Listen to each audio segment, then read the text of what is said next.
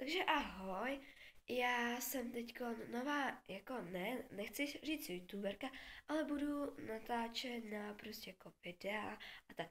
A pak chci ještě dávat na YouTube s kámoškou, kde se jmenujeme Twix, ale ona nechce, abych to tam dával, takže já to tam stejně dávat budu, ale, ale neříkejte to, jo, a když tak říkejte mi Saby, píšu se s tvrdým i.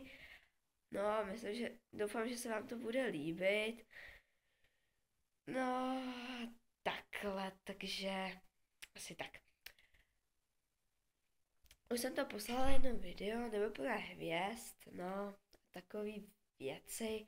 A prosím vás, dejte mi odběr, dejte mi like.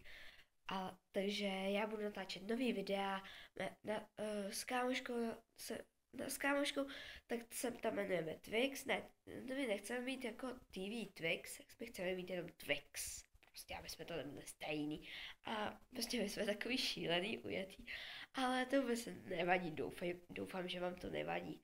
Tak zatím, čau!